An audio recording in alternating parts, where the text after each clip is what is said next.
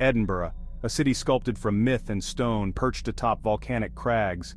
Wind whistles through ancient alleyways carrying whispers of the past, but these whispers are not always of the living. Edinburgh is a city built upon secrets where history lingers like a half-remembered nightmare. Within its heart, shadows stretch long and deep, harboring restless spirits of a haunted past. The cobblestones murmur with forgotten tragedies. Each twist of a narrow close, every darkened stairwell could lead to an encounter with the unseen. From the imposing battlements of its ancient castle to the warren of hidden streets below, the spectral denizens of Edinburgh await. Come, let us delve into the chilling tales of Edinburgh's haunted history, where reality blurs with the spectral and the past refuses to die. High above the city, etched against the stormy Scottish sky, stands Edinburgh Castle. A fortress drenched in centuries of conflict and intrigue, its stones reverberate with echoes of past lives. Within its walls, kings have plotted and prisoners languished, battles have raged, and blood has been spilled. It is no wonder that Edinburgh Castle is one of the most haunted places in Scotland. Among its ghostly residents, two figures loom large in the castle's haunted folklore. The first is the spectral piper, a lone musician forever bound to the castle's depths. Legend has it that centuries ago the piper was sent to explore the tunnels beneath the castle. His music ceased abruptly and he was never seen again. The second and perhaps more unsettling presence is the headless drummer, a phantom percussionist whose rhythmic drumming has reportedly been heard just before battles and sieges throughout the castle's long history. Beneath the bustling streets of Edinburgh's Old Town lies Mary King's Close, a warren of hidden alleyways and preserved tenement buildings. Once a bustling hub of commerce and daily life, this subterranean network was sealed off centuries ago, its history entombed in darkness. Today it stands as a chilling testament to a bygone era and a breeding ground for some of Edinburgh's most unsettling ghost stories. Mary King's Close is a place where the veil between worlds seems thin, where echoes of past residents linger with a tangible sadness. Among the many spirits said to roam these darkened corridors, two stand out. The first is Annie, a young girl who died during the plague in the 17th century.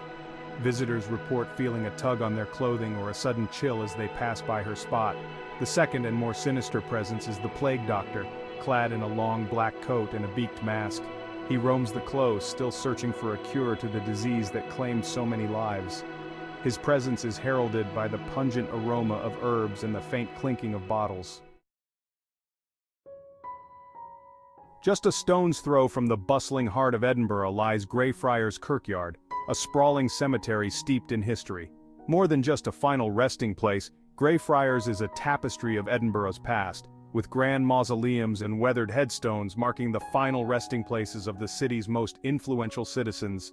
But beneath the serene facade, a darker energy simmers.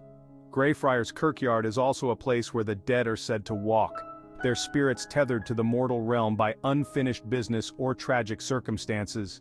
Within the kirkyard's weathered walls, two figures stand out in Edinburgh's spectral folklore. The first is George Mackenzie, known as Bloody Mackenzie, a 17th-century lawyer infamous for his brutal persecution of religious Covenanters. His mausoleum, the Black Mausoleum, is a focal point of paranormal activity. The second tale is that of Greyfriars Bobby, a Skye Terrier whose unwavering loyalty to his deceased owner has become the stuff of Edinburgh legend. After his owner's death in 1858, Bobby reportedly guarded his grave for 14 years. Today, a statue of Bobby stands near the kirkyard entrance, a testament to his unwavering devotion. The story of the Piper is one of the most enduring legends associated with Edinburgh Castle.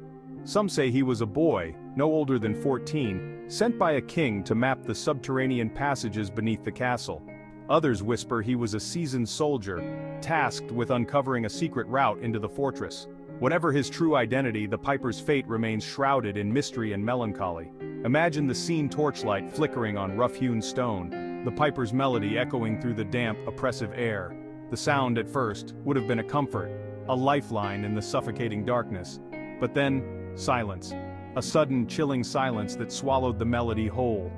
To this day, it is said that if you listen closely, especially on foggy nights, you might just hear the faint strains of the Piper's lament echoing from the depths of the castle.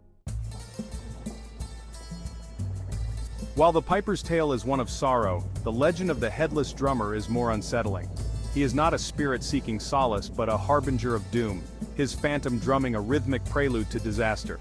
Some believe he is the spirit of a young boy, a drummer boy in the king's service, who was brutally murdered within the castle walls. The rhythmic thud of his phantom drumming is said to be a warning, a spectral alarm bell signaling impending danger.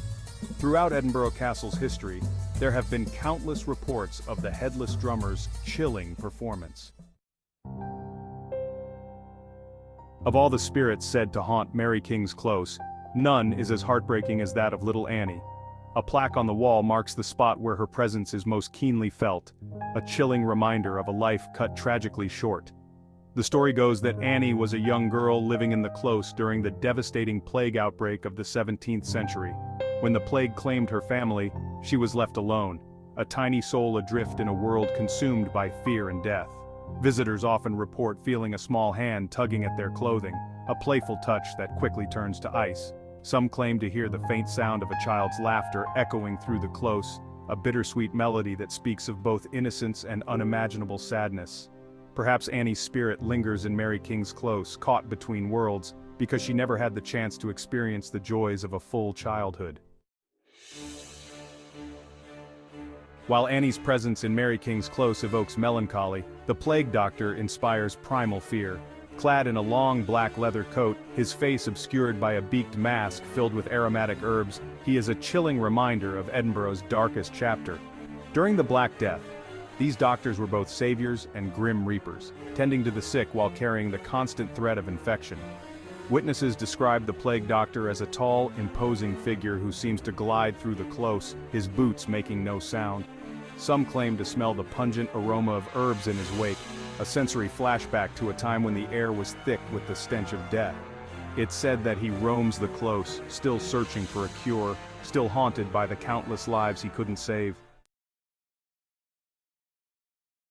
The Black Mausoleum in Greyfriars Kirkyard stands as a stark reminder of the brutal legacy of Bloody Mackenzie. Known for his ruthless persecution of religious Covenanters during the 17th century, Mackenzie's name is whispered with a mix of fear and revulsion even today. His mausoleum has become a magnet for paranormal activity, with visitors claiming to experience everything from sudden chills to full-blown physical assaults. Some believe that Mackenzie's spirit, unable to find peace after his cruel deeds in life, lashes out at those who venture too close to his final resting place. Reports of scratches, bites, and even burns inflicted by unseen forces within the mausoleum abound, fueling the legend of the Mackenzie poltergeist. Amidst the tales of restless spirits, the story of Greyfriars Bobby stands as a beacon of light and unwavering devotion. Bobby, a Skye Terrier, became an Edinburgh legend for his loyalty to his owner, John Gray. When Gray, a night watchman, passed away in 1858, Bobby reportedly refused to leave his graveside, braving the elements and the scorn of those who tried to chase him away. For 14 years, Bobby kept vigil over his master's grave, becoming a local hero and a symbol of loyalty. When Bobby eventually passed away in 1872, he was buried just inside the kirkyard gates, not far from his beloved owner. Today, a statue of Bobby stands near the entrance to Greyfriars Kirkyard, a testament to his unwavering devotion. As dusk settles over Edinburgh, casting long shadows across its ancient streets, the city takes on an ethereal quality. The line between history and legend blurs, and the spirits of the past seem to draw closer, their stories whispered on the wind. From the imposing battlements of Edinburgh Castle, to the hidden depths of Mary King's Close and the hallowed grounds of Greyfriars Kirkyard, Edinburgh's haunted history is woven into the very fabric of the city. These tales of restless spirits and tragic figures are more than just ghost stories. They offer a glimpse into Edinburgh's rich and often turbulent past, reminding us that the boundaries between the living and the dead can be surprisingly porous. So the next time you find yourself wandering through Edinburgh's historic streets, listen closely. You might just hear the echoes of footsteps from beyond the grave, a whisper of a long-forgotten tragedy, or the faint strains of a piper's lament carried on the wind.